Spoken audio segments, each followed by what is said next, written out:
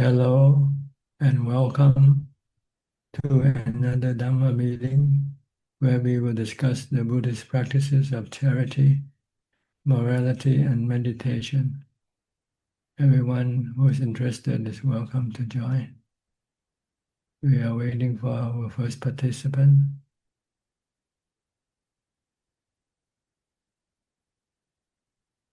which is Professor Ken from Switzerland. Hi, Professor. Good afternoon, and Ajahn. Very fast. What is fast? I got onto the queue very quickly today. It depends on who are let in first. I think there are quite a few on waiting list, and I think we try to change the queue so that everybody has a chance to get the first queue, and happens to be you tonight. Okay, good. So I'd like to ask a question, Ajahn. Sure, go ahead. When Ajahn talks about seeing the Four Noble Truths inside in real time, is that a process that happens in stages? So seeing the Four Noble Truths first with respect to the body, and then later on with respect to the Namakandhas? Well, in real life, you have suffering every day, whether you see it or not. When you feel unhappy with something, that's the first noble truth already appearing in your mind. But instead of seeing the first noble truth in your mind, you see the problem, the trigger instead. You see the people that makes you feel unhappy. So you are misdirected. To what you see is not the problem outside. What you see outside is not the real problem. It's just a trigger. Like when somebody says something bad to you, you feel bad. Feeling bad is dukkha. See. If you practice, if you have jhana, instead of looking outside, you're looking inside. You say, "Oh, I'm feeling bad because this guy triggered the feeling bad inside me." And what is the cause of this feeling bad? It's my desire for that person not to treat me badly. I want him to treat me good, but he's not treating me good, so I feel terrible. So in order to get rid of this terrible feeling, I don't go change the person and say, "Hey, can you be nice to me?" I change my attitude toward that person instead. Stop my desire for him to be good to me. Because I can see him, he's like the weather. He's anatta. I cannot control him. I cannot tell him to do this or do that for me all the time. Sometimes he does, sometimes he doesn't. So instead of changing the trigger, you should change the cause of your bad feeling, which is your desire or craving, tanha. Craving, desire, expectation, hoping, wanting, these are all the same thing. You stop this one and say, "Okay, I don't care. You can do anything to me. It doesn't matter. I don't expect you to be nice to me anymore." So I don't feel bad. I don't feel hurt. See? But if you don't have jhana, your mind is not inside, looking inward. You tend to look outward instead. Look at the triggers that trigger your bad feelings inside. So instead of correcting the problem at the root cause, which is your desire or your cravings, you try to change the person that caused you to feel bad. Sometimes you can, sometimes you cannot. You might buy some gift to that person. Oh, he feel good, and he'll treat you nice for a few days. But who knows? He might get angry at you again some other day. So you still have bad feelings if you rely on him or her to act properly to make you feel happy. But if you look at the real truth, the truth, you see that this person is changing all the time. Sometimes he has good uh, good action. Sometimes he act badly because he have good feeling, good emotion. Someday he have bad emotion. Someday, so he acts according to his emotion. And this emotion is uncontrollable. So this person is control his own emotion. mm, He might like to be nice to you all the time, but sometimes you just can't do it because of something you might say or something you might do that cause him to get mad at you. But you will not have any bad feelings if you just don't expect anything from that person. So you see the Four Noble Truths inside. You deal with your dukkha inside. Change your attitude, change your craving, because you have wisdom. You see that the person, the trigger is not the real problem. The trigger, and you cannot control the trigger either. The real problem is your wanting or desire for that person to treat you nicely. okay. Do you see this when you feel bad? Or you look at the Yeah. outside more and try to change the outside and change the inside? When it's hot, you turn on the air conditioner. Why don't you change your attitude toward the weather, the temperature? Say, okay, I can take it hot or take it Mm, cold. You don't say, you still change the trigger. You don't want to change the real cause of your bad feeling, which is your desire to maintain a certain level of temperature, right? mhm, If it's too hot, you turn on the air conditioner. If it's too cold, you turn on the heater. So you just mm, keep running back and forth, try to make you maintaining a good feeling inside yourself. And sometimes you cannot sometimes you cannot control change cannot turn on the air conditioner because it's breakdown. What do you do? Then you suffer. But if you change your attitude, say, okay, I can take hot or cold, then you don't have to have an air conditioner or you don't have to have a heater. See, we all we try to change the trigger mm, and not change the real cost uh, of our bad feelings, which is inside, because we don't see that the world is uh, uncertain. It's changing all the time. Sometimes it goes up, sometimes it comes down. Sometimes you have hot weather, sometimes you have cold weather. So if you try to accept them for what they are, then you won't have any bad feelings inside you. And you don't have to go and install air conditioners or heater. If it's cold, you just put on a blanket or something. If it's hot, you just take a shower or something. Do something mm, naturally rather than to do something unnaturally. And if worst come to worst, you just have to say, well, maybe if it's the time for the body to suffer, to get sick, to die, and it's going to happen one day, sooner or later. And you're going to have to deal with that too also when the time comes. Even the body itself is a trigger also to your dukkha. When your body doesn't feel well, your mind also feel bad already. But if you look at the nature of the body and say, well, you cannot always maintain the wellness of the body.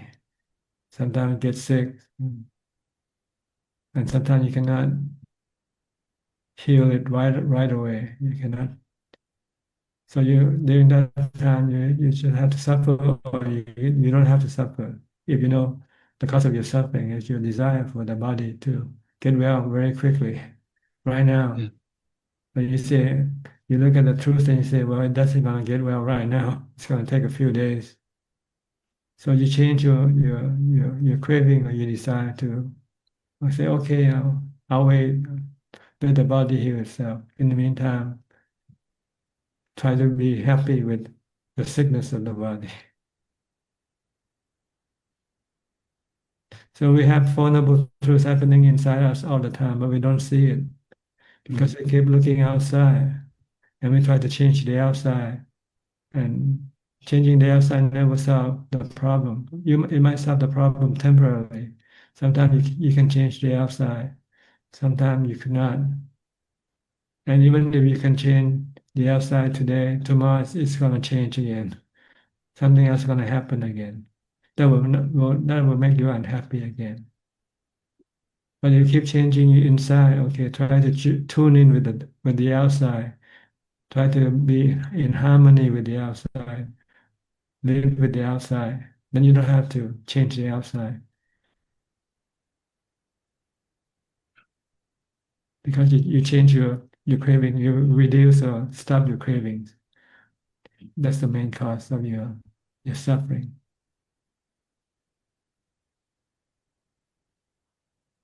So you need to practice a lot of meditation to bring your mind inside. Once you get to jhana, your mind is completely inside. When you're in jhana, the mind temporarily disconnect from the body and the outside world. Then you see all that's going on inside your mind. Even when after you reconnect with the body and receive the sensory triggers, you see the reaction inside yourself. The problem is in your reaction toward the trigger. So you change your reaction, that's all. Then your bad feeling will disappear. Then you can live with anything, even the dissolution of the body, which you know it will happen sooner or later too, or the sickness.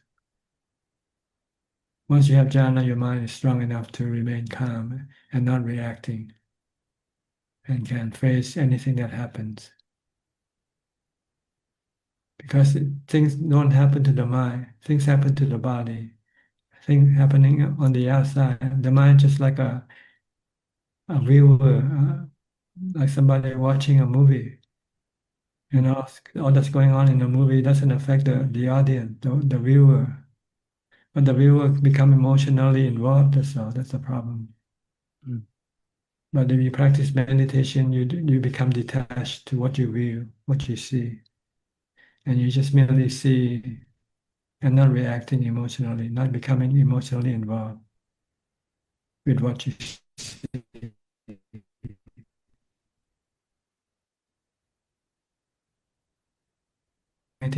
You don't involve with whatever you see. You just see.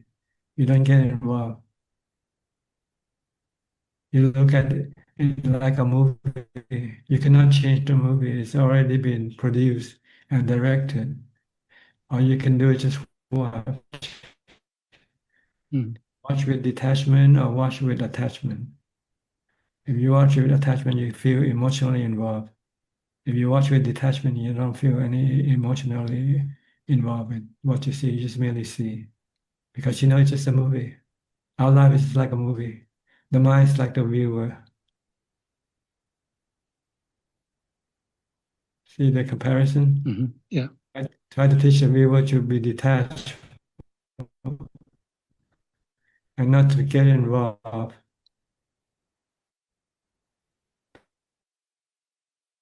But the viewer like to react, like to get involved. Oh, you have to do this, I have to do that. You want to change the movie. Yeah.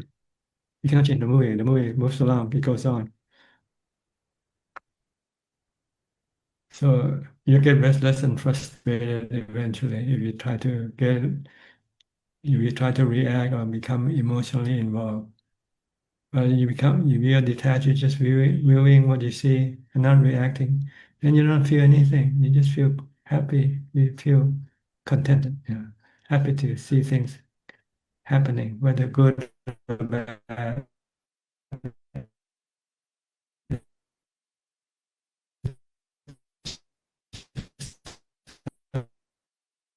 Movie. Just a story. Our life is like a story, like a movie. So I get excited or get sad or get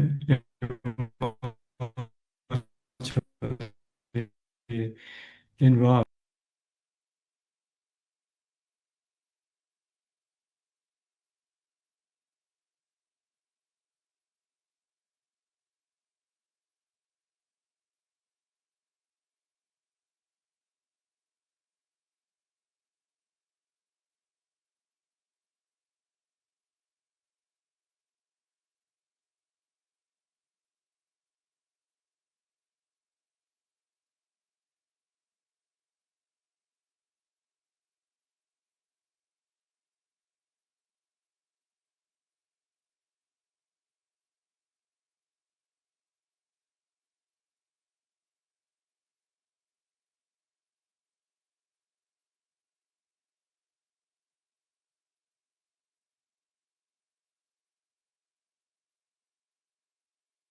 Okay, Alex Turpin, you're next, Alex.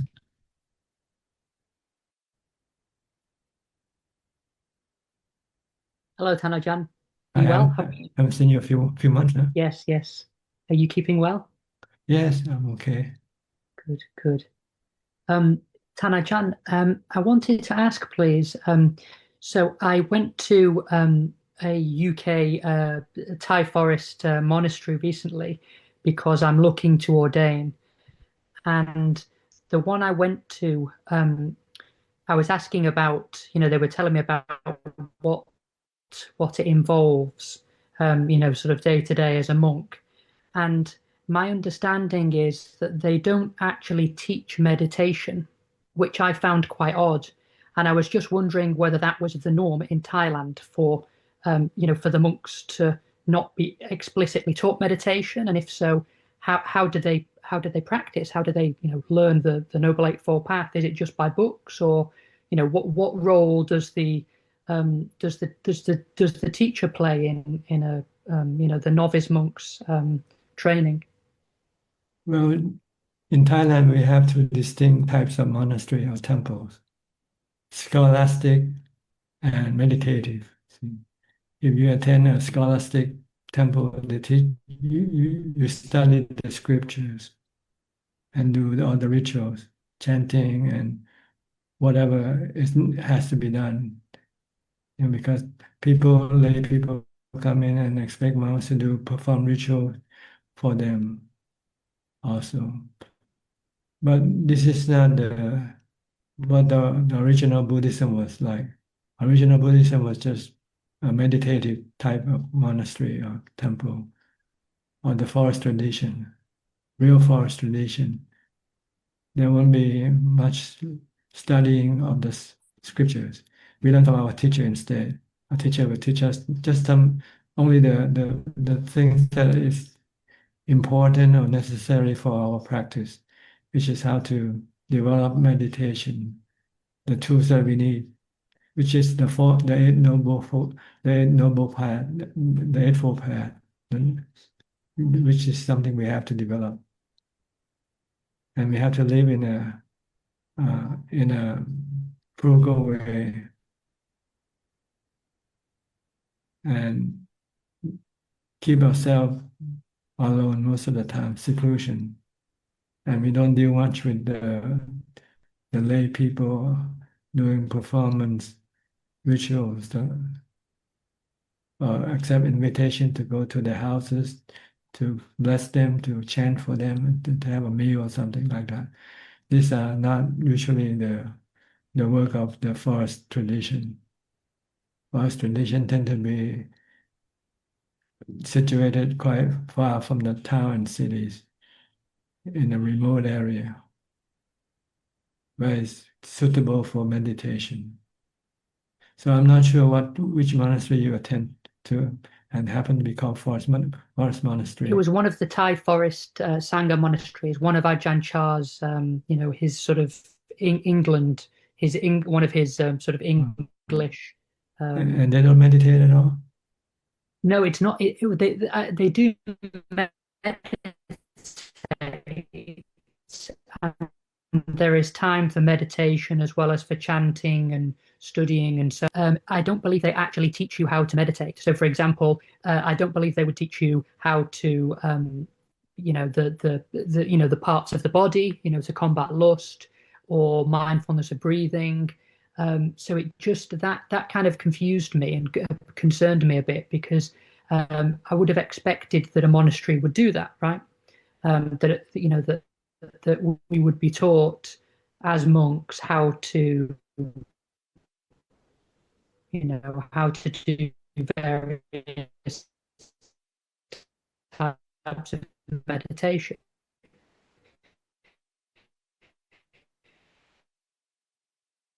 Is that Ajahn understanding as well in general? No, actually, when you actually practicing, you go step by step. So I think they want to concentrate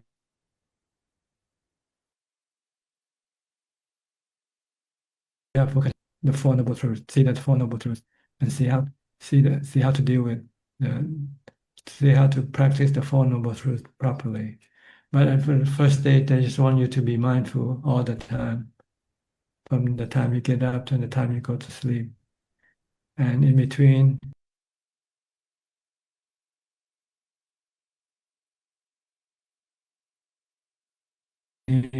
Sweeping, so you do this thing as well as developing mindfulness together first. Be mindful of what you do. Okay. So for the first stage, you don't really need to know much. Just know how to be mindful and how to meditate, sit down and become still for a long time. So it's so much to learn at first. But you might study on your own, like the Four Noble Truths, the Noble Eightfold Path. But these things, they sometimes can interfere with your concentration, because the goal of concentration is to stop thinking. In order to meditate and become successful in your meditation, you have to stop thinking. So you still keep studying, reading, and thinking about all the subject of Dhamma. When you meditate, you find it become a hindrance, because your mind will become restless, agitated. So maybe they want to discourage any of this studying and thinking, to promote concentration, mindfulness, to stop thinking first.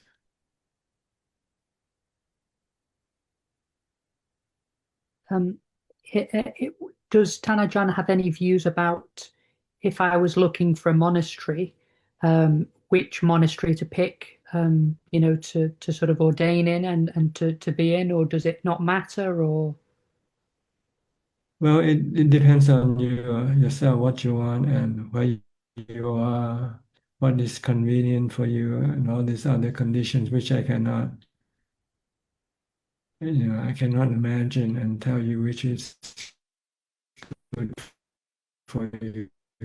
This is something you have to look for just yourself. Traveling around a number of monasteries and seeing which one is suitable for me. Does that seem an appropriate idea in Tanajan's view? Yes, that's a good start. Go to the forest tradition monastery, where they have foreign practitioner, because you need somebody to speak your language. If you go to a completely Thai monastery, no, you might not be able to communicate with the people you live with. So there are usually a few well-known in the Ajahn tradition or Ajahn tradition. These two main traditions. Ajahn Chah and Ajahn Mun. Yes. Okay. Thank you, Ajahn. The other thing I wanted to ask is that if it was similar to what Professor Ken was talking about, or what you were talking about with Professor Ken, and that was that, if someone says something to you on and that can make you, and you can suffer, but they're just the trigger, whereas the suffering is actually coming from inside. I was just wondering if Tanajan could give some practical advice about what to do in the moment where, for example, someone says something that upsets us or makes us annoyed or angry, and then we get that feeling of, this isn't very nice. I'm not sure what to do. I can understand intellectually that the problem is with me and my own ignorant mind, but in the moment, I don't know what to do practically, whether it's a case of just going Buddho, Buddho, Buddho, focusing on the breath, or I don't feel equipped presently to be able to deal with that in the moment. I might, because it's one thing to like create the conditions so that that thing doesn't happen in the first place, but at the moment, I haven't done that, although I'm working towards it. But at the moment, when someone says something that makes me feel unpleasant, I just feel the unpleasantness and I don't know what to do with it. So what would Tanajan's advice be in that situation, please? Well, just tell yourself that what caused you to be unhappy is just a trigger. So you don't try to deal with that trigger at all. Just leave the trigger alone and come inside and deal with the real cause of your unpleasantness and your bad feeling, which is your cravings or your desire for that person to be nice to you. By looking at that person as something like the weather, you cannot control them. So let them do whatever they want to do to you, even killing you. If you can do that, then you won't feel you won't have any suffering. You won't have any feeling bad. Your bad feeling arising from your desire for the trigger to be nice to you, to do something good to you. And when that trigger doesn't do what you expect, then you become, like you said, you have this bad feeling happening inside yourself. Mm-hmm. So if you can remind yourself all the time that whatever outside is not the problem. The problem is inside me, not the person, not that person or this person, not the weather, not the job, not anything at all. The problem is me. I'm creating the problem for myself by my desire to have things in a certain way. That's all. And we cannot always get what we want. So we just have to learn to accept things as they come and not trying to design them to be in a certain way for you. You cannot choose things outside. They come, and you just have to take them as they come. And should we have these kind of thoughts while the feeling is going on? Well, when you have this feeling, you say, well, what is the cause of this feeling? The cause of this feeling is because you want to do something with the trigger. You're not happy with the trigger. But you have to learn to live with the trigger. That's the answer to cause your bad feeling to go away. You can accept the trigger for what it is, then you would not have any bad feeling. Your bad feeling coming from you don't want this trigger to do what it is doing to you.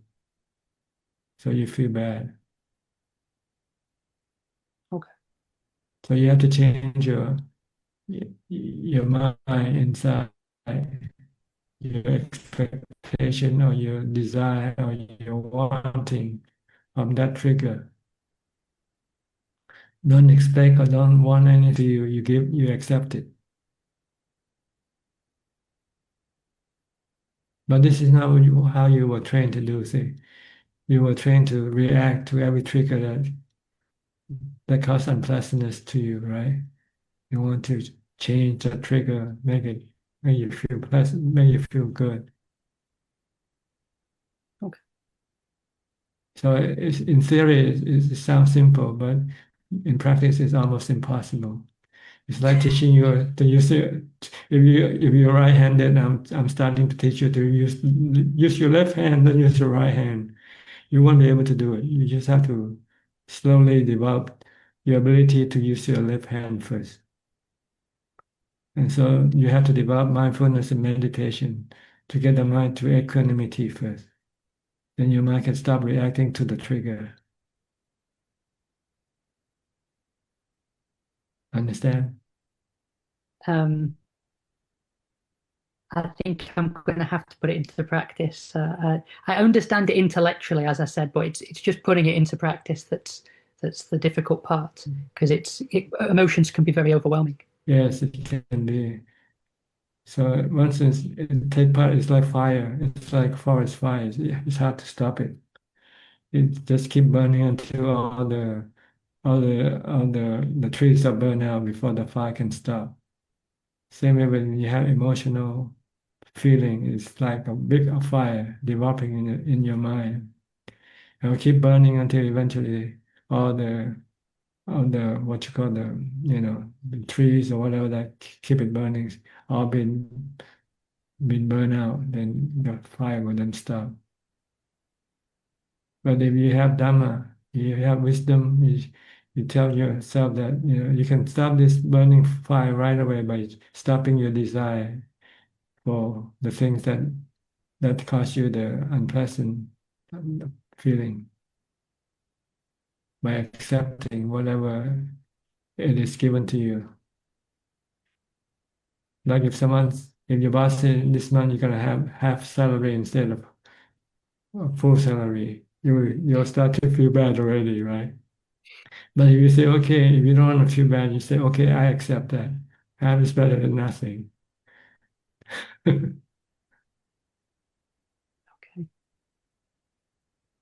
Understand what I mean? Sure. Yes, yes, yes.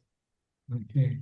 Or Thank even you, if, or even if say he fire you, you don't have any work to do. What can you do? Tan.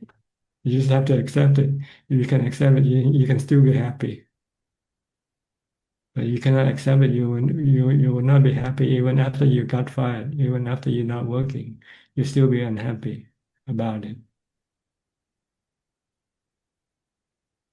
So Buddhism teaches us to learn to accept things as they come to us. Life is like this, up and down, good and bad. But you can remain calm and peaceful. So the goal is to teach the mind to know that we live in a changing world all the time, constantly changing. Anicca, anatta, not under our control. We cannot control things around us. So we just have to learn to accept them because they keep changing. But we want them to be stable, certain. Sometimes they don't, right? Yes, yes. When they don't, then you feel bad. Ajahn, I just wanted to ask one final thing, please, if that's okay. Um, when I was at this monastery, we were practicing the 8 precepts, the lay people, and I noticed that I felt like I had to eat a lot in order to just, to satisfy my hunger. And I'm just wondering if over time, and as people's meditation practice develops, whether their need for food goes down. Is that correct? Do they need less calories as they become more developed? Or how do monks survive? How do they get enough food just eating once a day? Because they see the benefit of eating less. It reduces the hindrance to your practice. See? When you eat more, you tend to be lazy and sleepy. So when you eat less, you tend to be less sleepy and less lazy.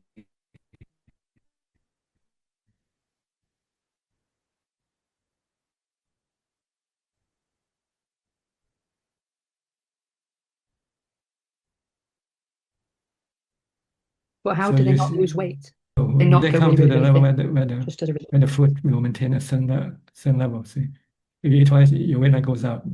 If you eat once a day, your weight might reduce to another level.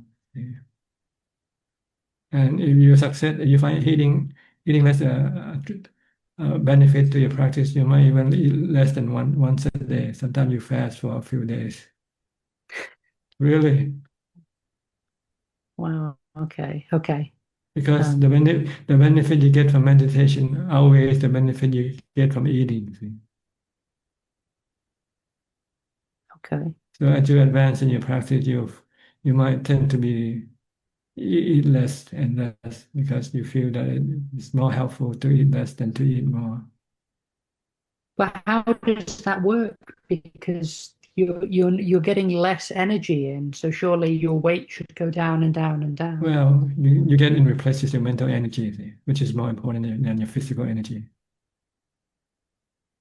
Okay. Okay. When you have meditation, you success in your meditation, your mind becomes strong and it can take on anything, hunger, sickness, or death even. So, the benefit outweighs the loss. That's why people take the eight precept at first, because they realize that they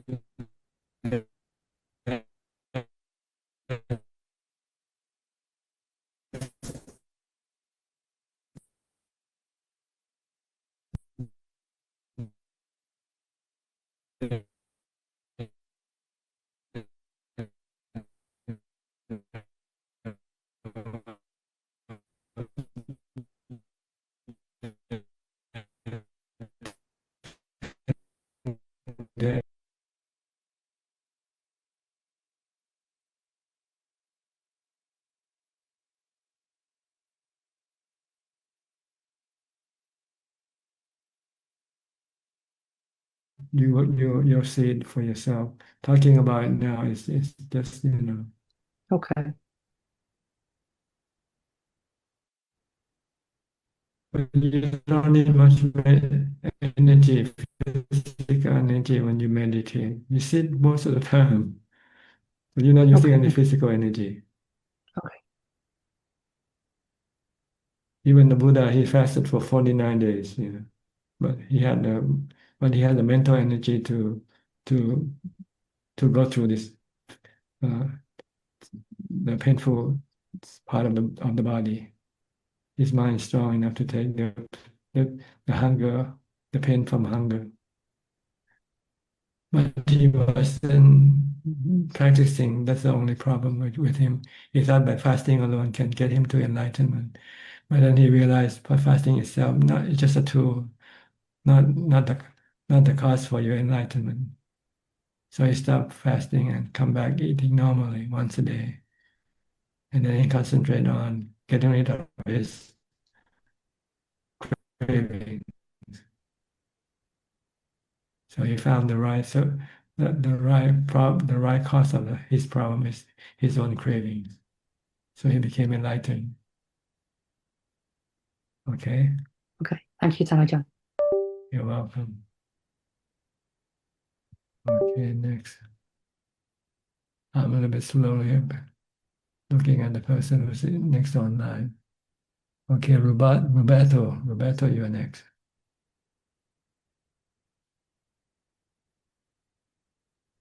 Hello, Tanajan. How are Yes, you, sir? thank you. Fine. What can I do for you? Just You're came from to, Brazil. You're from Brazil, right? yes, I'm from Rio de Janeiro in Okay. Brazil. Do you know Alfredo? Well, we have a Brazilian from Alfredo who used to attend our meeting, but he's been away for a few months now. He's from Brazil. I don't know him by name. Maybe I know him if I see him, but Yeah. I don't think I know by the name Alfredo. Okay. Never mind. Just something I just mentioned. I know a few What can I other. do for you? I just came to pay my respects and listen to your Dhamma talks.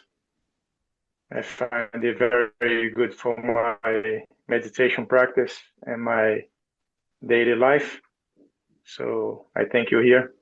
Maybe one day I come here with a question. Okay, good. At least you listen now, and maybe later you might have some question. Can I do that? Yeah. Okay, thank Okay. you. You're welcome. Next, Charles and Boa from Nong Khai, Thailand. Good evening, Ajahn. Yes, good evening to you both. Hope you are well. I just wanted to stop in and say it was a pleasure to see you last week. You were looking Yes, very well. thank you. You're back at home now? Yes, back at home in Nong Khai. Mhm. No traveling for a while. Yeah. Okay, anything you'd like to ask? No questions this evening. Just wanted to tell you that I'm enjoying the Dharma very much. Okay, you understand what we were talking about? Absolutely. Okay, Good. Hope you can put it into practice yourself. Yes, very much Mm. so. Okay. Nice talking to you. Okay, how are you, Bua? How's your English? Good? นิดหน่อยพระอาจารย์ Ninoy, speak little bit เจ้า Okay. ค่ะ You learn more. You speak more eventually. Okay, ค่ะ good. สาธุเจ้าค่ะ Sadhu. Next. Nining, we go to Indonesia now, to Nining. Yes, Ajahn. Thank you, Ajahn. I learned so much from Ajahn how to change my attitude, not changing the trigger. And now, actually, I have a plan to sell my house. And then, usually, the buyer expectation is to pay the tax less.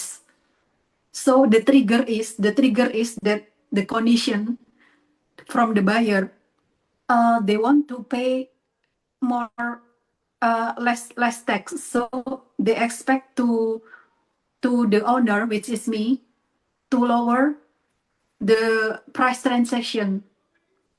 It means telling lie.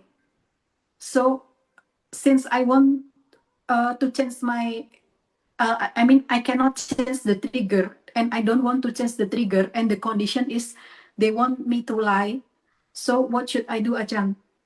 Well, you must not lie. You must not break the precept. But you can still sell the house by pay the tax yourself. Yeah. So if I take I mean I pay all the tax if so can I do that, Ajahn? As long as you don't lie about the price that you sell the house for. Yeah. But you tell the buyer that you'll pay the tax or the difference that he wants you to pay, or he doesn't want to pay. You take out that you pay that difference for the buyer.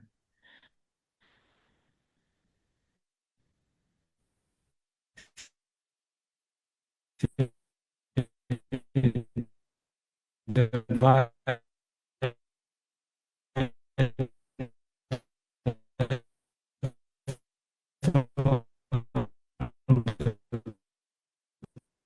pay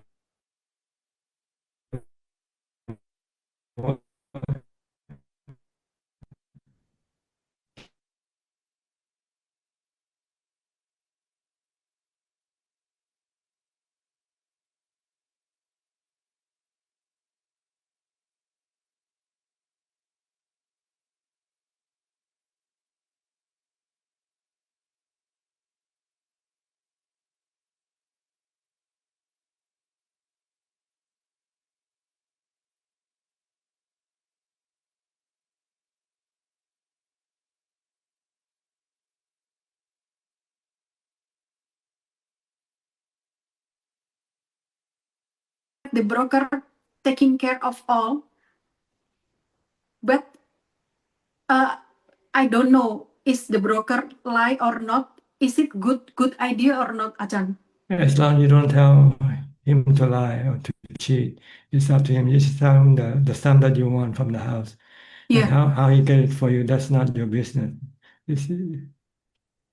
Oh, okay.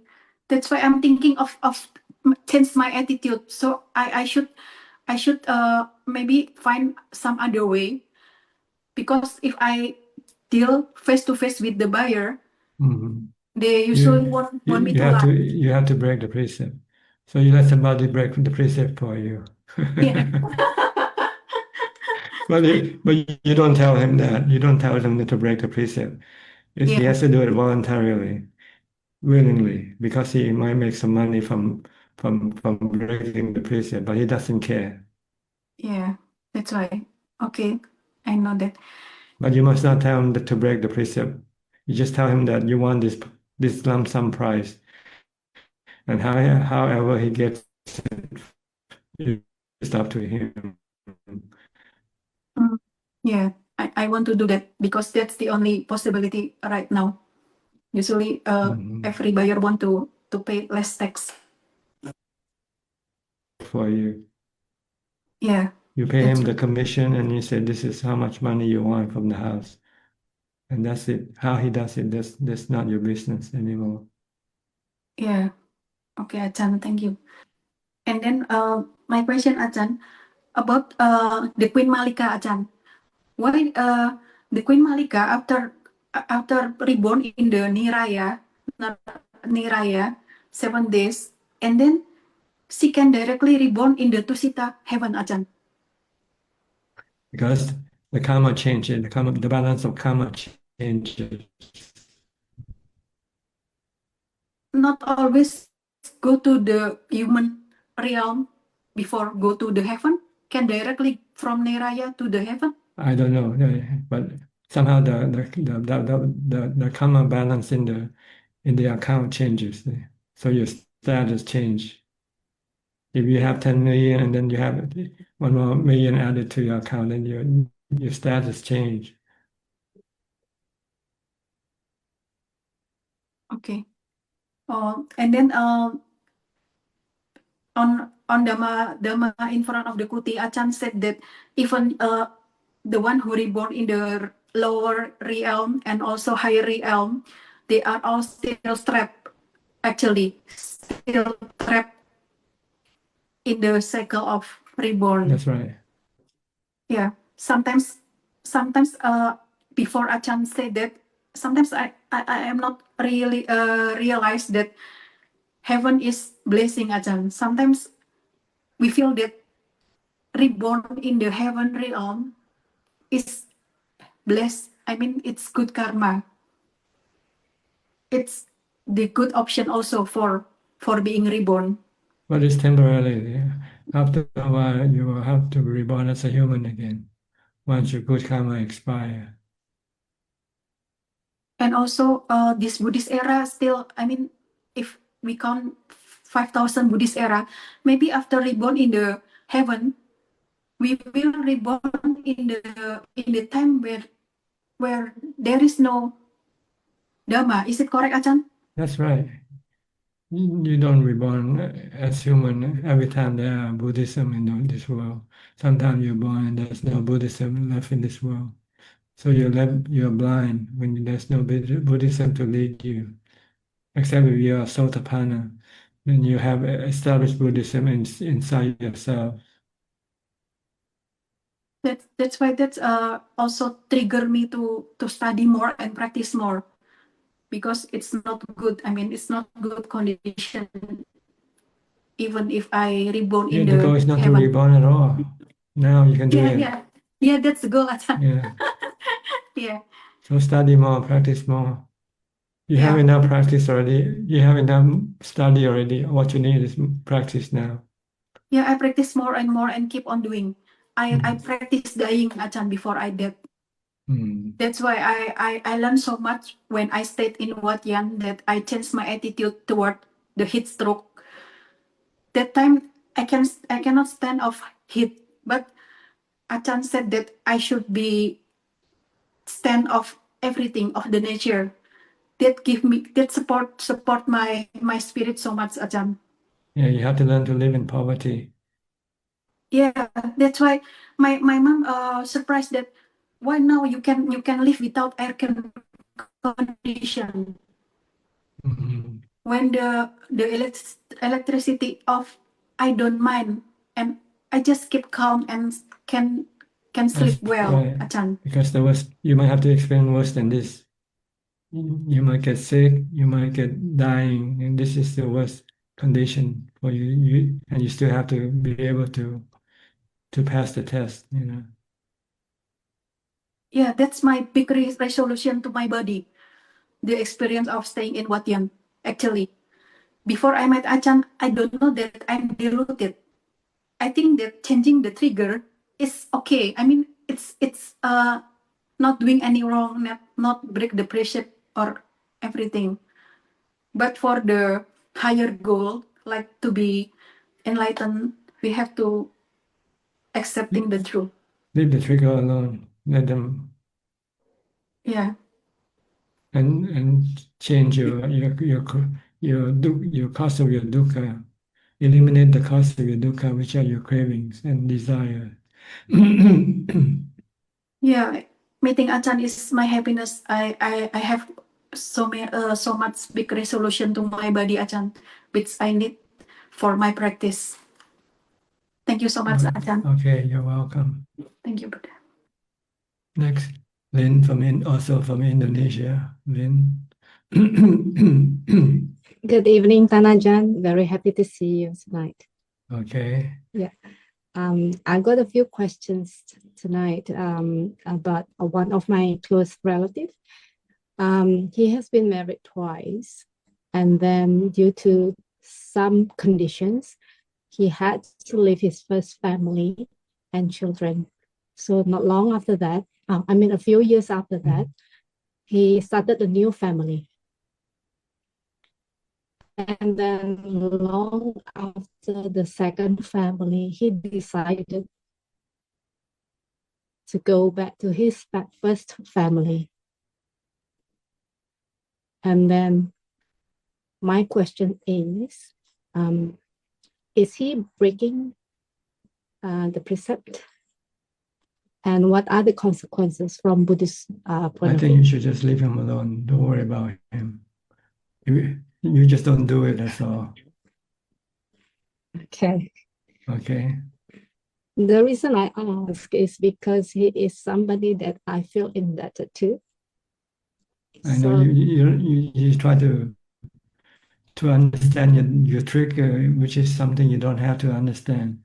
All you need to do is accept the trigger. That's all. Okay. He's like this, and just accept it for what it is. And whatever karma consequence you have to bear is his business, not your business. Okay.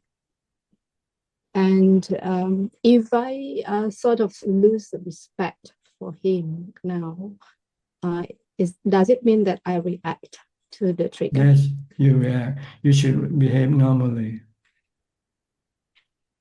Conventionally, if you have to respect him because due to conventional, tradition, then you just have to continue respecting.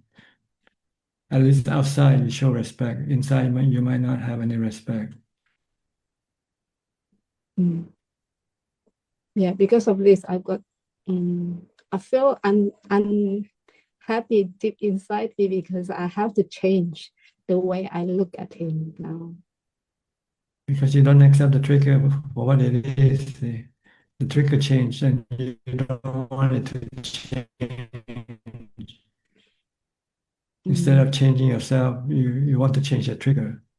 You want him to go back to the way he was before in order to maintain your respect, right? And now you're not respectful. You don't feel respectful to this person anymore. As far as dealing with the outside, you still have to maintain good relationship, loving kindness, forgiveness. But if I'm not happy inside me, is that forgiveness? You're not happy because it's your craving. See, you're craving. You're not happy because he's not what he used to be anymore, and you cannot accept this. So you have to change your craving.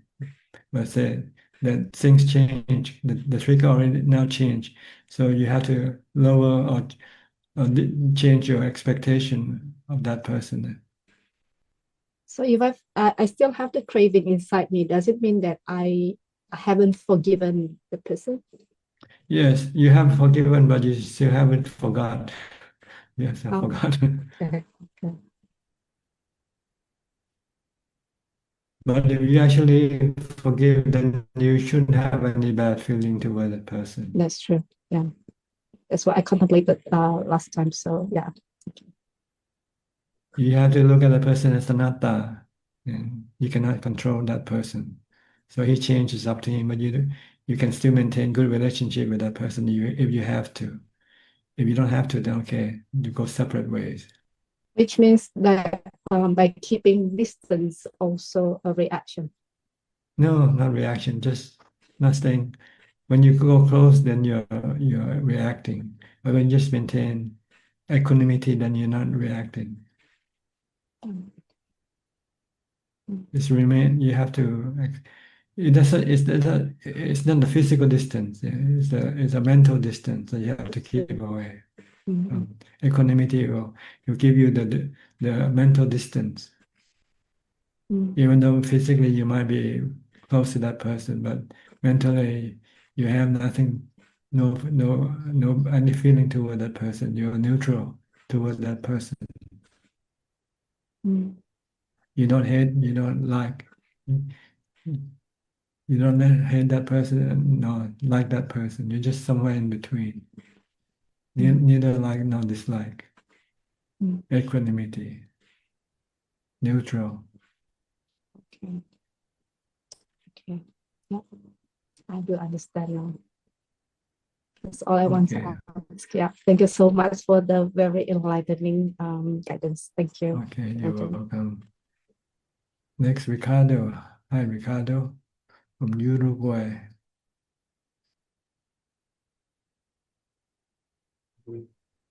Hello, Tana-chan. Nice to see you and all the Sangha. Thank you for all your teachings. And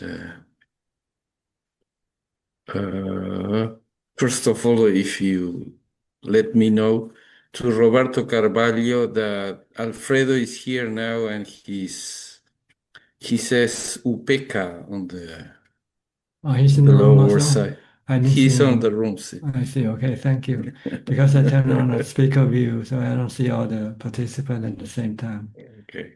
Although one is from Rio and the other one, I think, is from the north part Sao of Paulo, Brazil. Sao Paulo. Sao Paulo, yeah, that's Sao right. Paulo. I forgot. Thank I thought you. it was. Thank you. No, I thank you. turn on the speaker view so I can see you closely. Okay, thank you. First of all, thank you for all the teachings on worldly life and all these samsara problems that we all deal every day. But your great Panya teach us how to deal with all this and how to get involved with our mind more than with our physical body. I'd like to ask you, Tanajan, Uposatha. I know it's a celebration, and usually we meditate all night long. But how should we practice and do that? That's my question, please. Well, Uposatha is like Sabbath day in Christianity, right? You have a Sabbath day. So you stop your worldly activities, stop working, stop involving with sensual pleasures, and concentrate on your ability to practice whatever level of practice that you can. Dana, Sila, and Pavana. See? So you want to concentrate on your effort on the spiritual work now on this day rather than doing other worldly matters. So you give up, you stop worldly matters and then turn for do spiritual matters. Like in the morning, you might give alms. If there's somebody around to receive alms, you can give some money or give some things away, and then keep the precept, either 5 or the 8, depending on what ability to do. And then if you can meditate, then just practice mindfulness and meditation. And then you might read Dhamma books or listen to Dhamma talk. These are the activity you want to concentrate on the Uposatha day. Sometimes you go to the temple because this is the temple will arrange this activity for you. But if you're on your own house, then you have to set up your activity on your own. You can decide how much you want to meditate, how much you want to develop mindfulness, how much you want to study.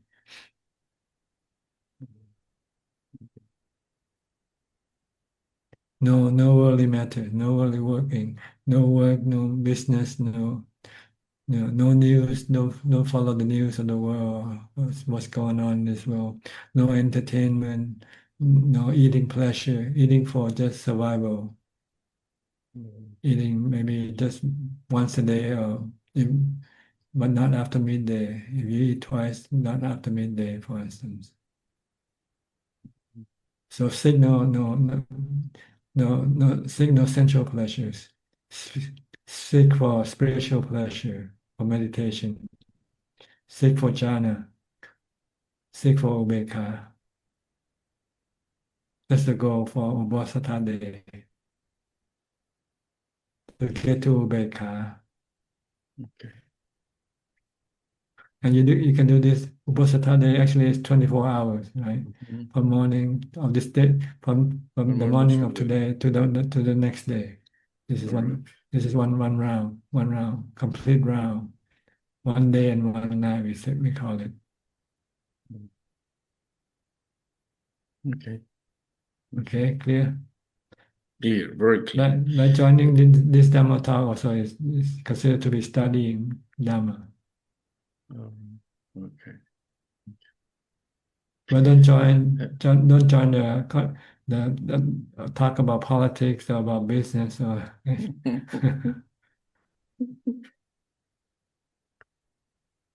And the last thing I would like to comment, especially for Alex, is that I eat once a day, every day.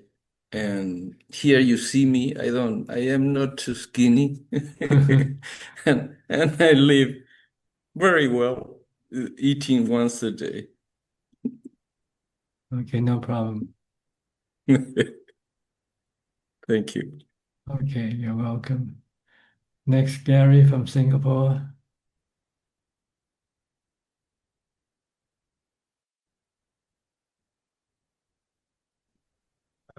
Hello, Ajahn. One question for me tonight. Just now, with Professor Ken, we spoke about the unpleasant feeling like anger that arises in the mind. Well, sometimes when we do not have enough equanimity, we might have to use maybe some patient endurance to deal with it. Whatever you can deal with it, whatever you can use to deal with it, that's okay. But the thing is not to deal with the trigger. The thing is to deal with your craving.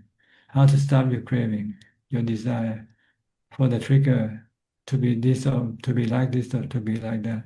You want to stop your desire to change the trigger. Just leave the trigger alone. Sometimes you can use mindfulness mantra, Bhutto, Bhutto, Bhutto, to keep your mind from reacting. Yeah, that's usually what I tend to. I tend to using Bhutto. Does it work?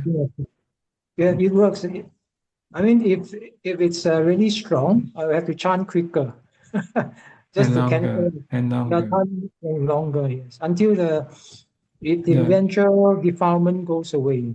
Until the dukkha disappear, you feel good again. Yeah. Yeah, you deal with the problem inside yourself, not with the other people around you, because they are not the real problem. The real problem is your craving to change them or to react to them in a certain way. Okay, understand? Okay, thank you, Tanajan. Okay, next, Marsha from Ohio.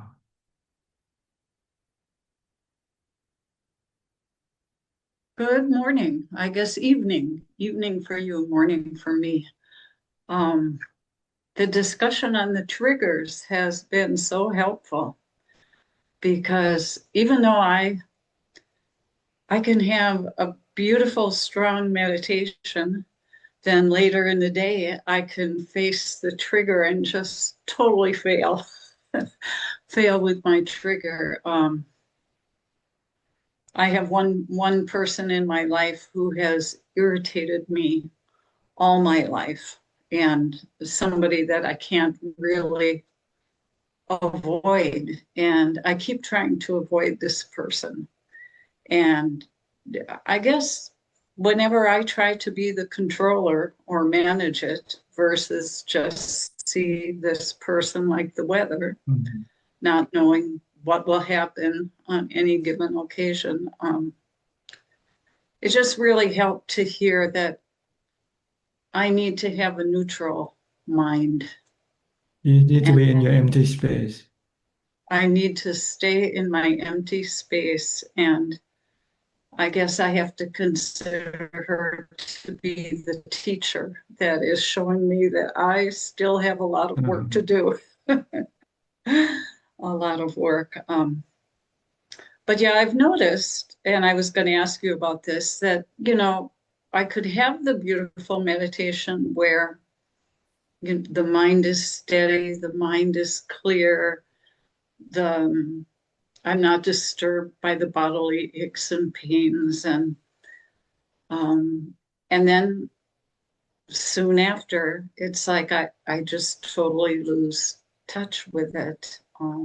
When you come out of your empty space, you have to use wisdom to remind yourself that everything is like the weather. You cannot you cannot control them, change them, but you can learn to live with them. Take them as they come.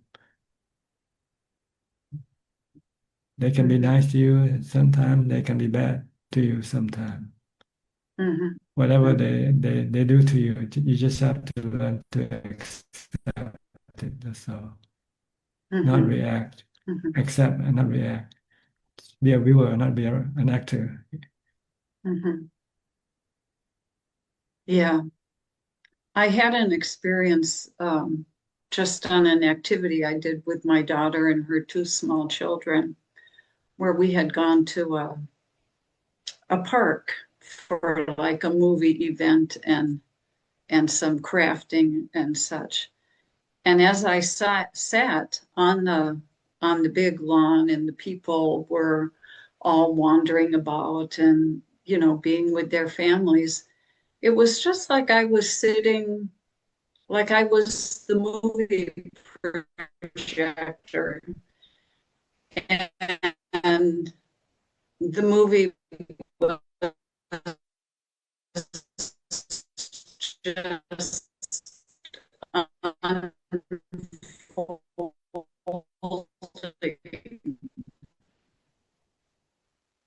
all around me, almost like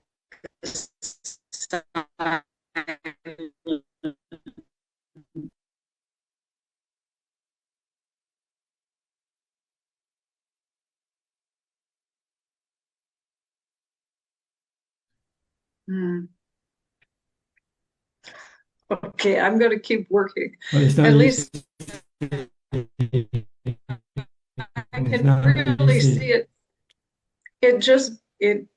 It really burns. And so I think I'm getting closer, because the suffering is just so much more when I entangle in what is going on around me. You know, I can't stand myself in those situations. It's too much.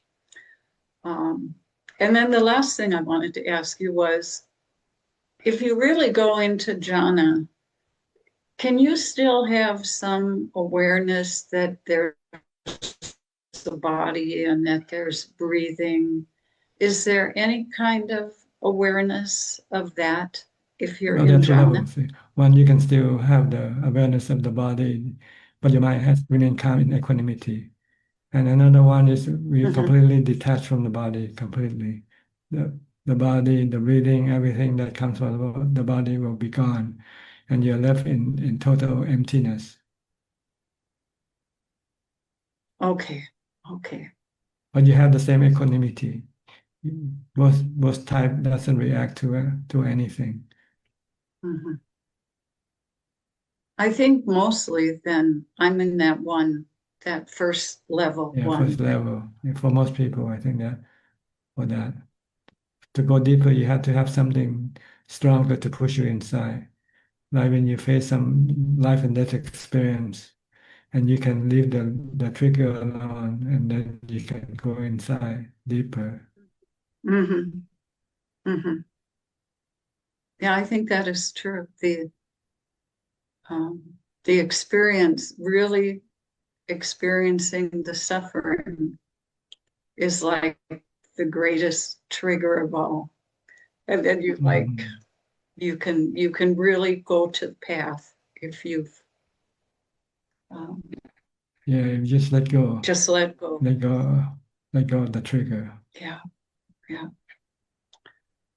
Okay, well, that the whole conversation today just is Yes. Addressing many of my little problems from day-to-day life. So I'm really appreciative on how you're answering us, because I really needed to hear all of this today. Okay, good. I hope you can use it in your daily life. Oh, I'm gonna try. You know, if I burn hot enough, I will learn how to do it. I know it. Okay, thank you. Okay, nice talking to you. Next, Tommy from Australia.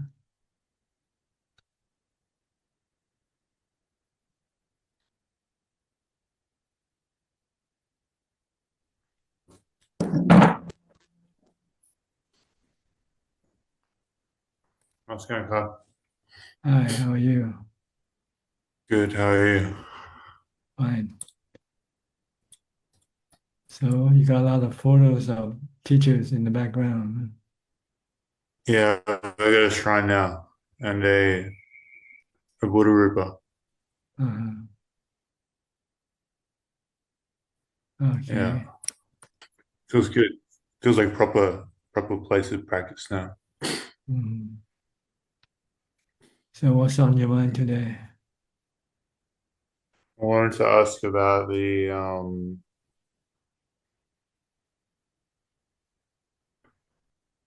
second section, the truth of the origination of suffering in the Satipatthana. Yes, go ahead. And what, monks, is the noble truth of the origination of suffering?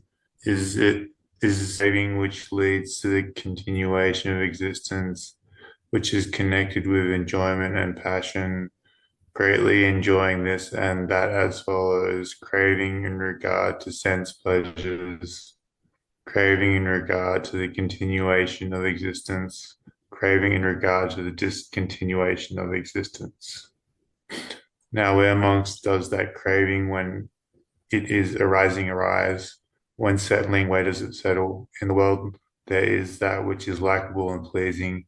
Here, this craving, when it arises, when it is arising, arises. Here, when settling, it settles. And in the world, what is likable and pleasing? And then it goes through the sense basis: eye, ear, nose, tongue, body, smells, tastes, tangibles, ear consciousness, nose consciousness.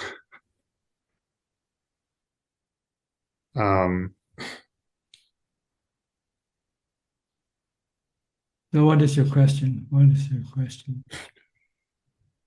I was just wondering if you had The Buddha just elaborating the second noble truth, which is your craving for sensual pleasure, craving for being, and craving for not being. These are the cause of your dukkha when you have this craving inside you, and it also will lead you to new rebirth after the body dies. And so, at what point do we get onto this one? Well, when you keep the 8 precept, you start keeping the 8 precept, you're already curtailing these cravings for sensual pleasure. But you still haven't yet got rid of it completely. To be able to get rid of your sensual pleasure completely, you have to attain the third level enlightenment, which is anagami. So the first level, you have to stop your reliance on your tool for sensual pleasure, which is your body. And then you have to stop your sensual desire by using asubha, unpleasant contemplation of the body to stop your sexual desire for other people's body.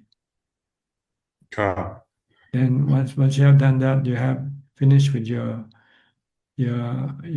sensual pleasure craving. You no longer have any sensual pleasure for cravings, but you still have pleasure. You still have craving for being and not being, which are the status of your mind, the conditions of your mind,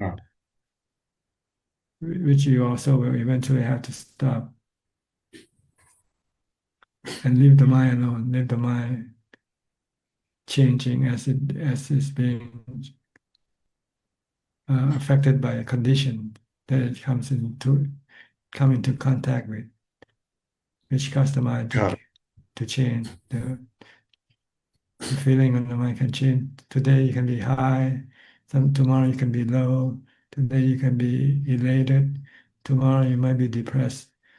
These are conditions of the mind that change with the trigger, and try to keep it calm all the time is impossible, because you cannot enter into jhana all the time. You can do this temporarily, keep the mind calm temporarily, but when you're not in jhana, the mind will keep changing as the trigger changes. So you have to understand that this is the changing nature of the mind. There's no need to try to change the conditions of the mind. Just be willing to accept the changing of the mind, the changing status of the mind. Then you don't have to do anything. You just became just a viewer, a watcher, and not reacting to the changing status of your mind. If you feel low today, just know that you feel low, and you know this is triggered by something, but eventually it will pass. You don't have to react. You don't have to try to bring it back to normality, to equanimity all the time.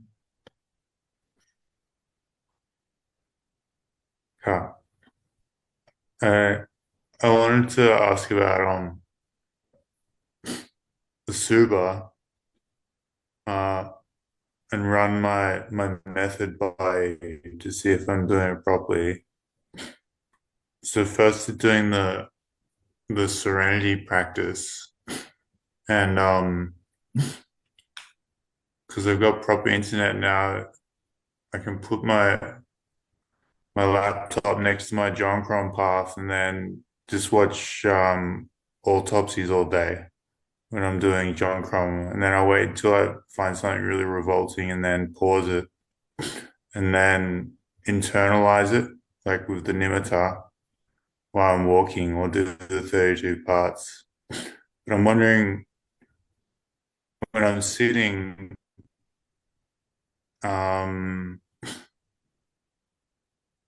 using, like, just say the raga tanha comes up, and then swatting it away with the nimitta, am I supposed to preempt it? You just use it like a medicine. When you get a cold, you take the medicine. See, when you don't have a cold, you don't need to use the medicine, but you must prepare the medicine beforehand, so that when you get sick, you can have the medicine right away. So by contemplating a supa, you are preparing for the antidote or the medicine to your sexual craving. You have inside your mind. You can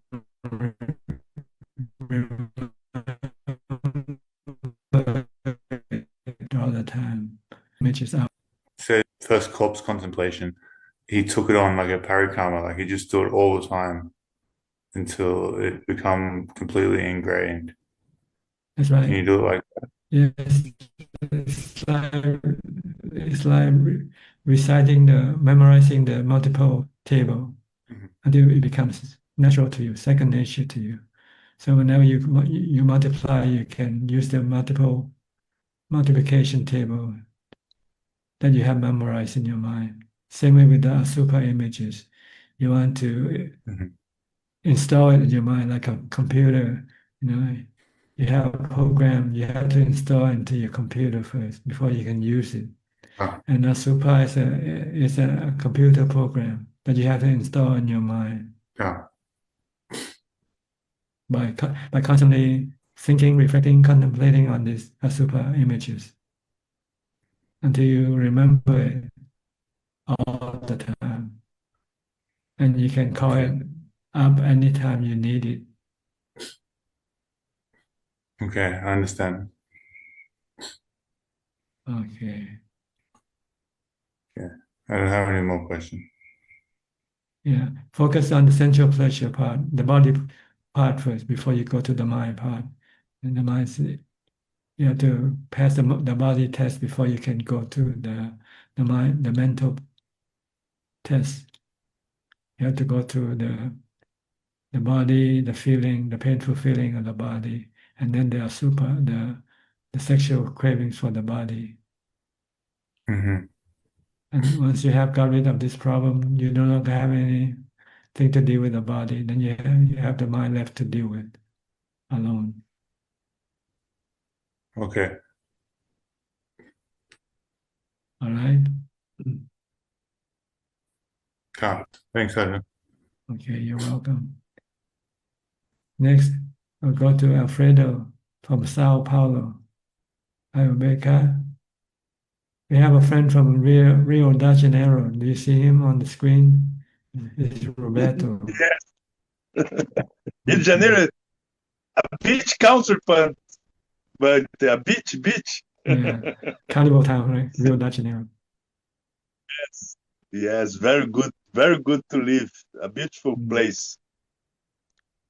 In forest not have beautiful, but only trees. Where were you? Where have you been all this week? Haven't seen you for a while. What? Where were you all this time? I haven't seen you for a few weeks. Oh, I take care of my health, né, Bante? Oh, you're sick, huh? Yes, I operate my kidney. Oh, kidney. Transplanting? Yes. You get a transplant or a new? No. Kidney. Only stone. Oh, stone. Okay. Yes. Kidney stone, huh? Yes. It's difficult because have an infection. And a little danger, but it's okay. Now I'm good. You're normal now. Yes. Good. So you can live long. You can live longer What? now. You can live longer now. Yes. Alone, but alone. In hospital, nobody visit me. Nobody visit you at all. So nobody. You're like a mom. You have no brothers, sister, no relatives. Other people have 5, 10 people. Me, nobody. you have Dhamma. You have Dhamma as your visitor. Yes, you have the Buddha. And the Buddha, Dhamma, and Sangha as your visitor. Oh yes. Now I'm renovate my kitchen of my kuchi. Now I'm renovating my kitchen. Your kitchen. Yes. My kuchi. Yes. Your kuti or your house. You mean Yes. Okay. What do you want to do with your house? What do you have to renovate for? In kitchen. My kitchen. Kitchen. Okay. Yes. Kitchen. Yes. Before is not is only 1 meter. More 2 meters in kitchen. This is very good. You do your own cooking? No, more or less. So, or you buy ready to eat food, frozen food? Yes.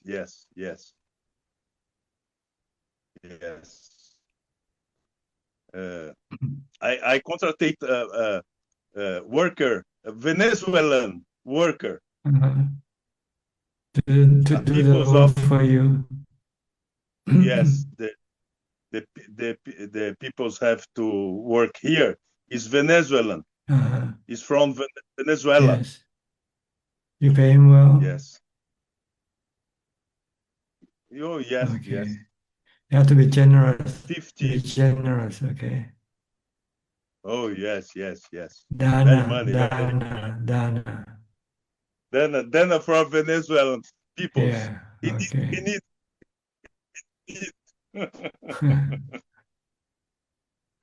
the country is lucky, but the country is lost, but Trump fight Lula fight Trump, Europe, three war. The samsara is a very dangerous. Yes. Now. It will change. Everything is anicca, don't worry. In a few years, things will change again. Every 4 years, they have a new election. They probably get a new person in again. Yes. Bolsonaro, the president, the ex-president of Brazil, Bolsonaro. Yes, he's in jail. He's in jail now, isn't he? Yes, very, very bad, very bad. The community of Dhamma is Lula, but it's very bad. I don't know, but I don't know. Yeah, I practice meditation, but the body not practice equanimity, practice ubeka. Yes. The problem of other people's it's not my problem. That's right. Yes. Okay. Anything else? Oh, in Thailand, okay, in Thailand, Bante. Okay, in Thailand, everything is okay. We're going to have a new government again. Oh, thank for 4 months, then they'll get a new election again. Oh, good. Monks not need to elect. No, monk is not eligible for voting. We are not allowed to vote. We are non-partisan. We don't have anything to do with politics. Yes. But we don't have to pay taxes either. So. Yes. It's normal. Okay. It's their life. It's samsara, but it's samsara. It's dukkha. Life is dukkha. Very because it's the nature, it's anatta. Okay. Yes. It's good to enlighten. Dukkha is necessary, but the dukkha is necessary. Dukkha is our teacher. That's right. No pain, no gain. No pain, no gain. Yes, but.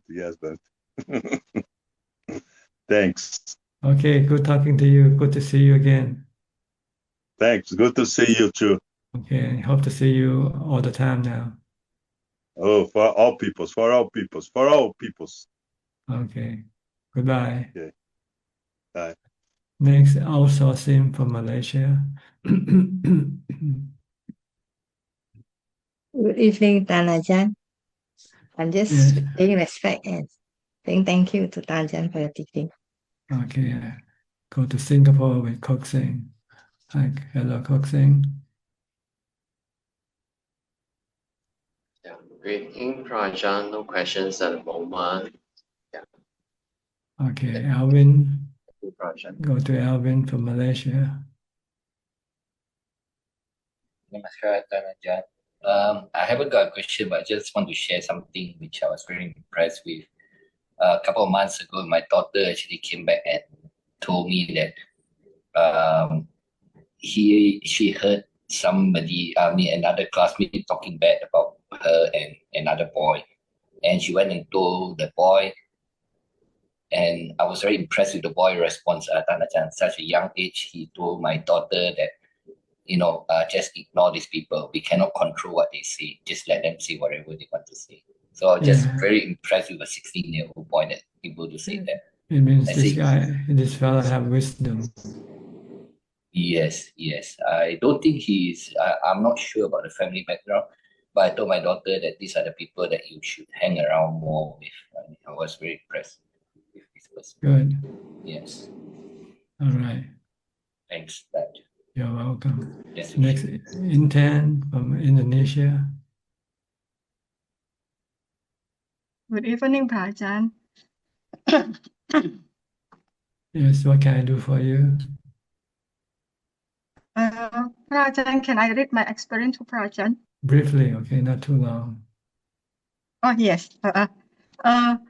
When I heard Prajan said sitting meditation 6 hours to get pain, at that time I didn't understand. Cause in my experience, sitting meditation for 1 hour until 5 hours is same. No pain, no numb. Mostly I got state my body disappear. Just only have my object anapanasati, but sometimes the object also disappear. Only empty. But when I influence of the condition in these weeks, in these 3 weeks, in this period when I sitting meditation, I got numb. I lost my my mindfulness. So I understand between when I have a mindfulness and I lost my mindfulness. If I have a mindfulness, for me, it's very easy to get the set until the empty state. So now, Prajan, I still can influence by the condition. Prajan have a suggest. You have to either use wisdom or mindfulness. If you're being influenced by your things around you, then you use mindfulness to keep calm. Or look at everything that like you're dealing with the weather, you cannot control them. What is your question? Is this the right answer for your question? What did you ask?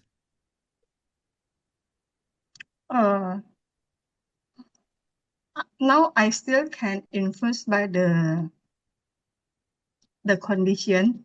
Okay. So how to ignore them? Using mindfulness, if you are influenced, you use mantra Bhutto, Bhutto, Bhutto until your mind becomes calm, and then you will not react to the conditions. Or you can use wisdom and teach you that the condition that that influence you, they are the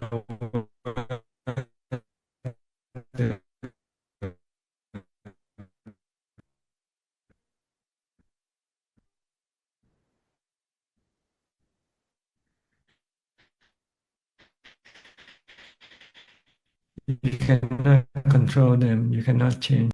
Is but in my country, I try to do something. So how to stop my mind? Sometimes when I think want to do something, so I say stop it, just accept what will be happen. And this time I understand when I see this is suffering for me. So how to how to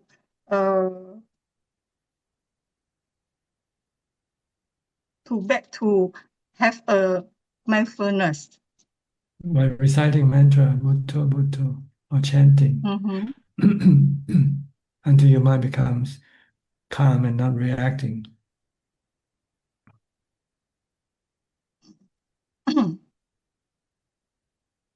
Okay.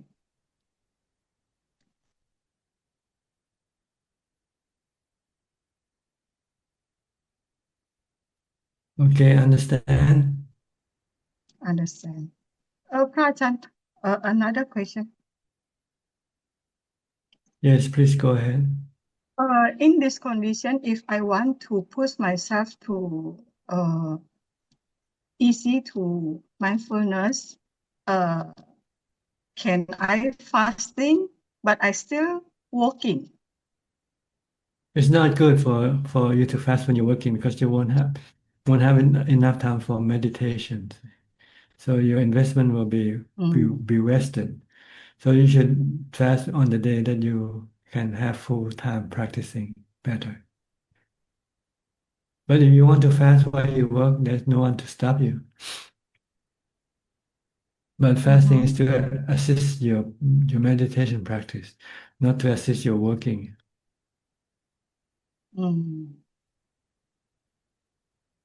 Okay. Okay, understand? Okay. Understand, Ajahn. Is that all? Yes. Okay. I try to practice. Okay.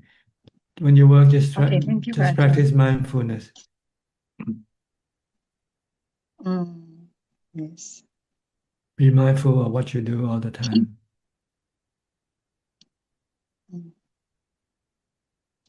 Okay. Okay. Next, Ajahn, go ahead. if I think more better for me if I chant of metta is okay. Yes, you can chant anything you like. Okay. Okay, thank you, Ajahn. Next, Get Genso from Penang.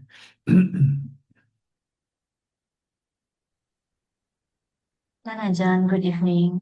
Thanks for guiding the team. No question, just to pay respect to Ajahn. Yeah. Okay, next, the lady in Chinese character I cannot pronounce. What's your name?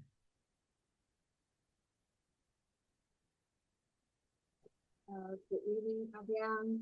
I'm from China and my English name is Moon, and I forgot to change the Chinese name.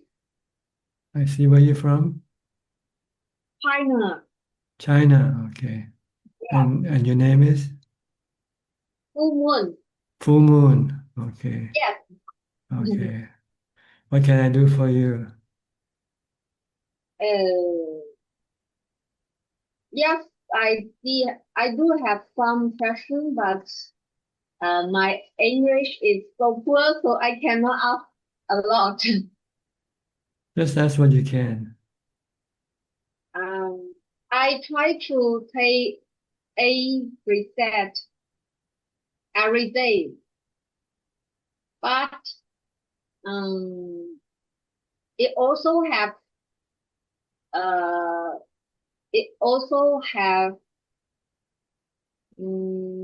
suffering a lot of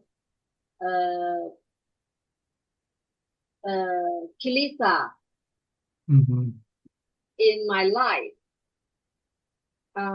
Sometimes I feel quiet, but sometimes I feel a lot of kilesa in my life. And I take meditation, seeking meditation, and I listen to the Dhamma talk, and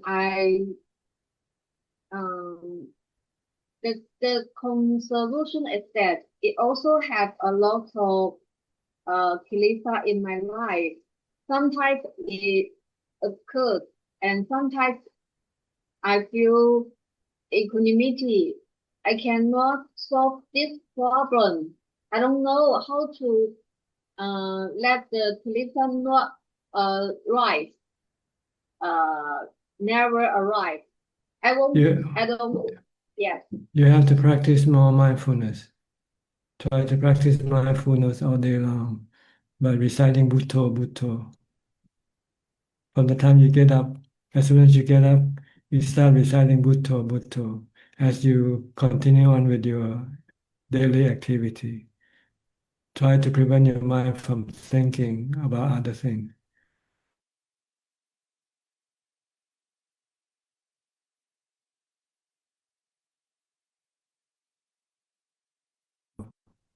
Temporarily. When you finish thinking about working, then you continue with your Bhutto, Bhutto, Bhutto.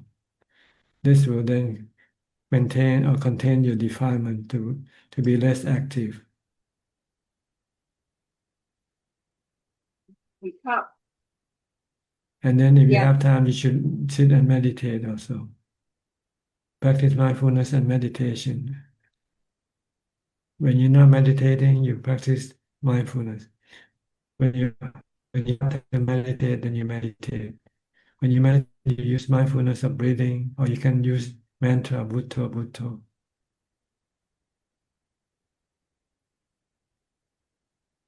Okay, that would be a good idea to improve my focus. You will have more equanimity. The more mindfulness you have, the more equanimity you will have. More ubeka.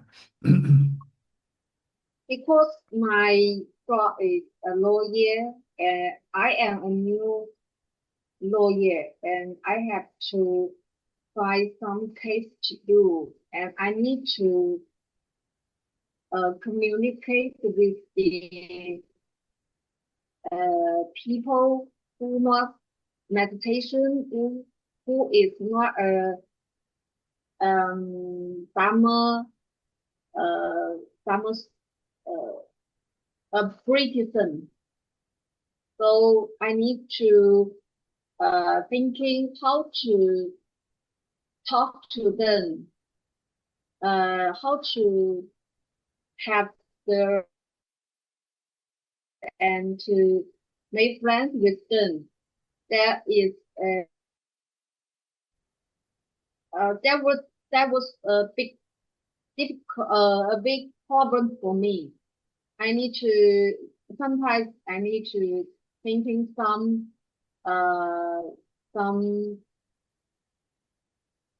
question about the life in the life, and I need to balance the meditation and the job. So that's the Achilles. Why the reason you arrive? Some reason from that. Yeah. Well, your defilement rising all the time, because your defilement likes to get this and get that, have this and have that all the time. See? So you have to use mindfulness and meditation to slow it down, to make it become less and less.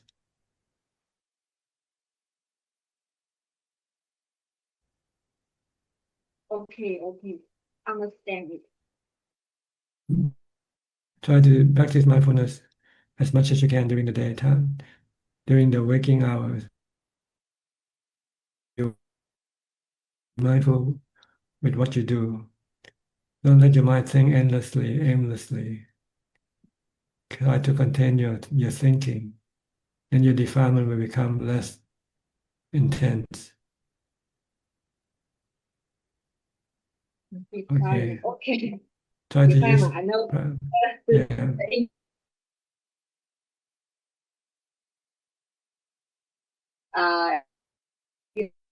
Try it.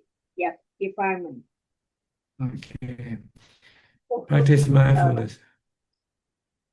Okay, I understand it. Thank you for the answering. Thank you, Okay. Ajahn. Try to do it and see how. Okay. Okay.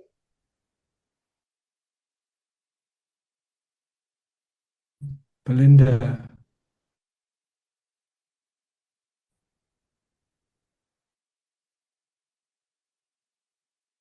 Ajahn, listening. Yeah.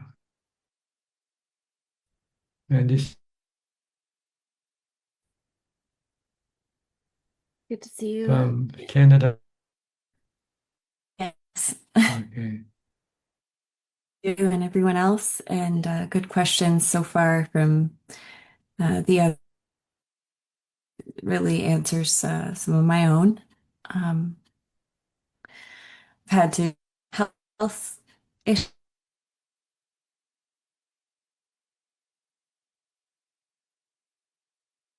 Kind of busy that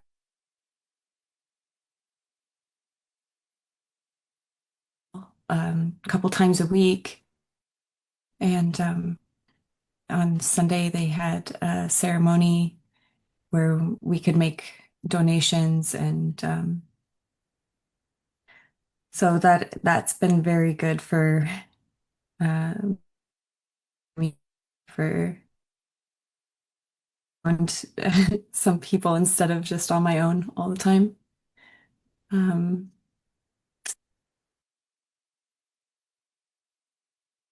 As far as questions go,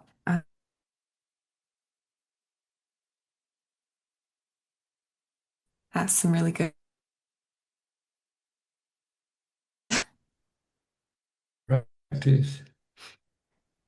Practice is going at least 2 times a week. I'm practicing at the temple, like 30 around the 1710 piece of. It's really beautiful. It's at the temple.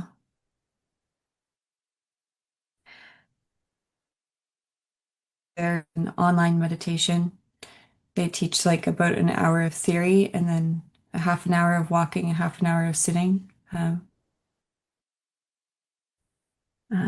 So that's also been.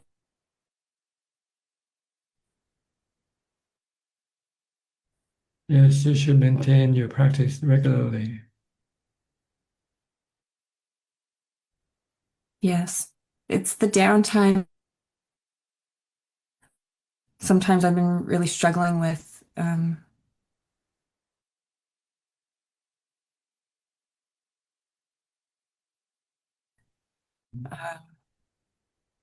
guess it's everyone's human condition. Mentally.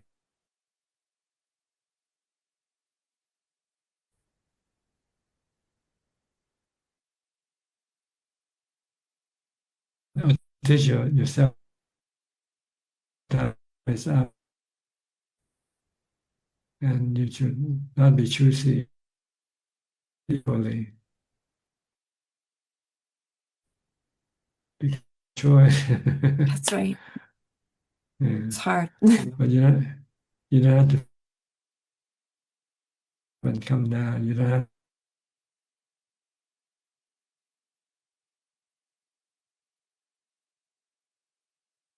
by not reacting, by equanimity,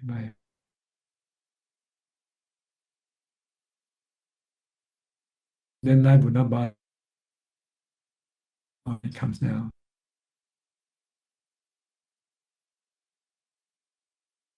It comes down, then you feel.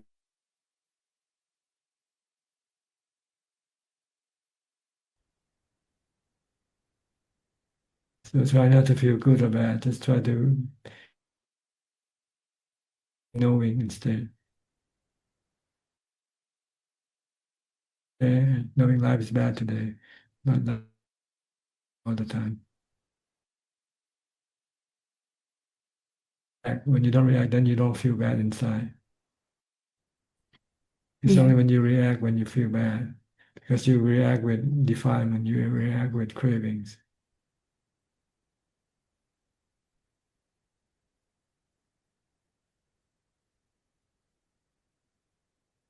So the reactions are going to continue to happen naturally inside and observing. Don't try to and disappear. Because this is the nature of things. They come arise and cease.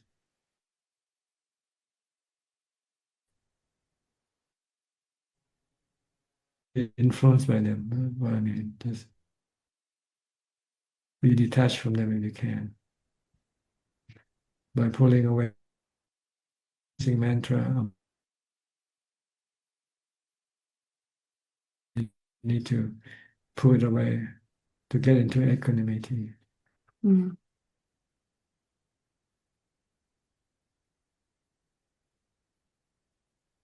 Okay. Yes.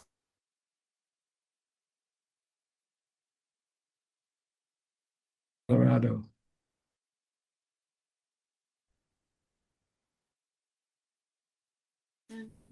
Yes, what can I do for you? Just paying. Anything else? Watching, listening, receiving Dhamma. Okay. Yeah. Healthy. All the time? I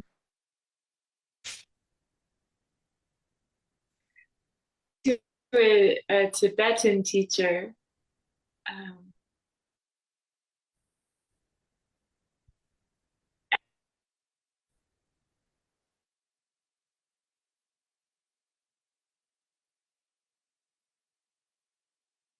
Yeah. It's interesting to see how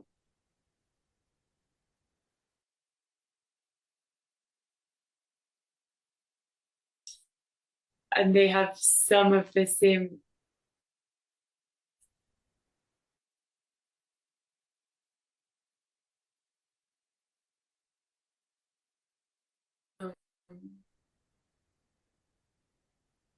I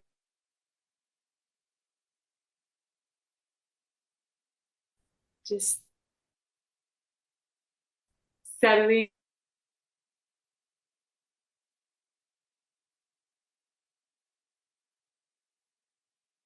and there's a back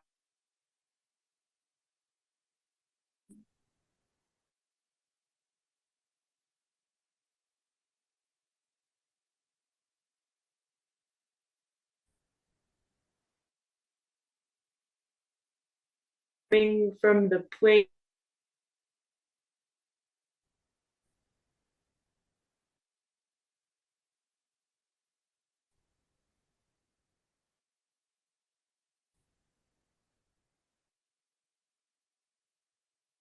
and sometimes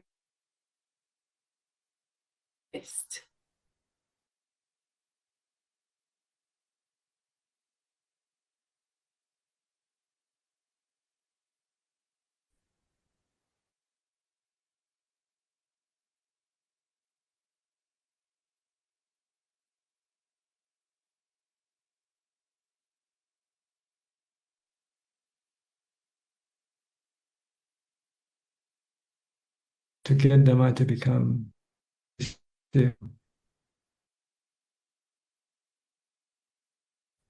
That's not happiness and equanimity.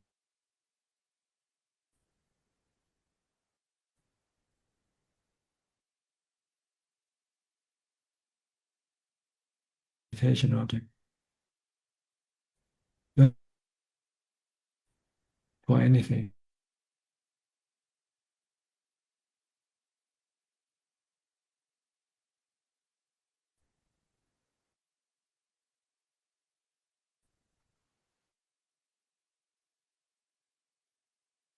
that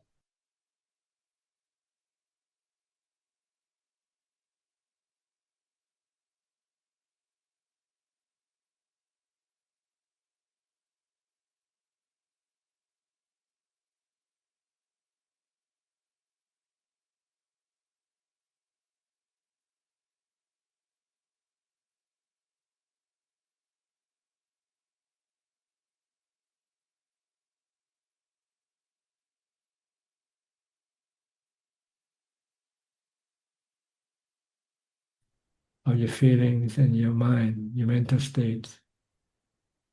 So you know what you have.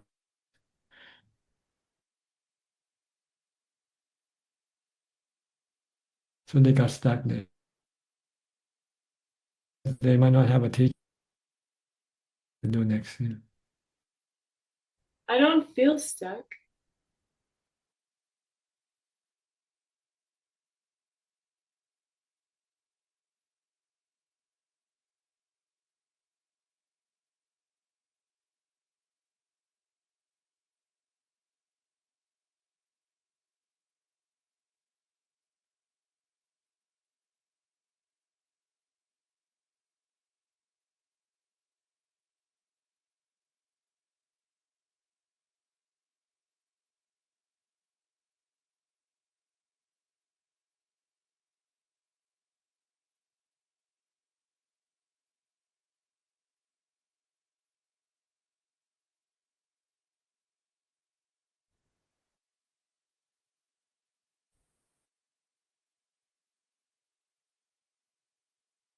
See you again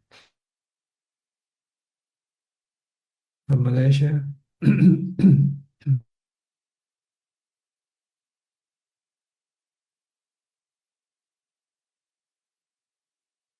Next week because it's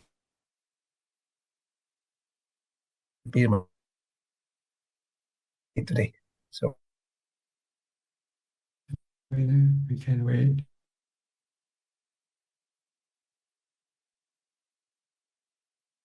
The is which are born in the Kama Loka and only from the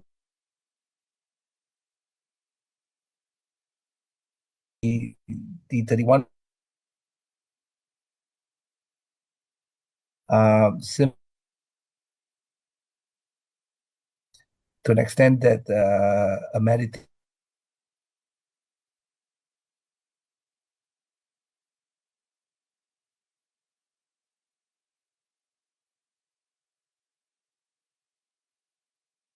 practice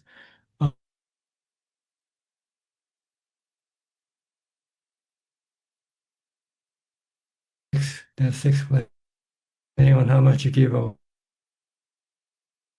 The more wells you give, the higher plane up you attain to.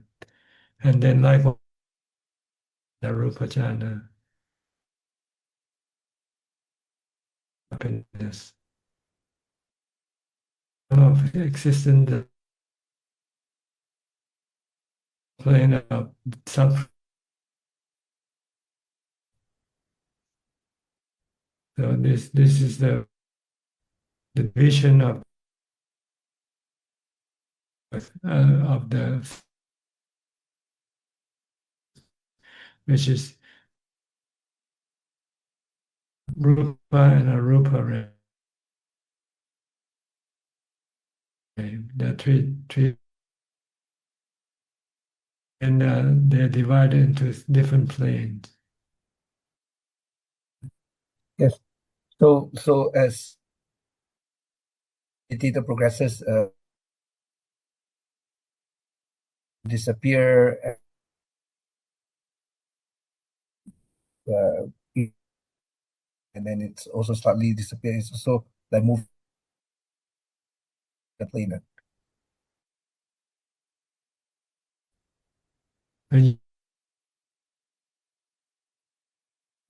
And enter.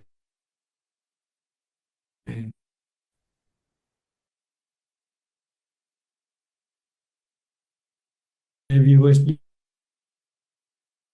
Rupa and Rupa jhana.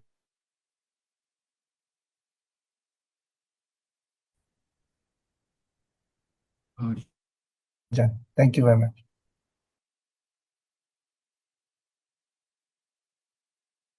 Questions? กราบนมัสการท่านอาจารย์ค่ะ We have questions all together. This is from Sarasi from question 1. What is the best meditation journey toward?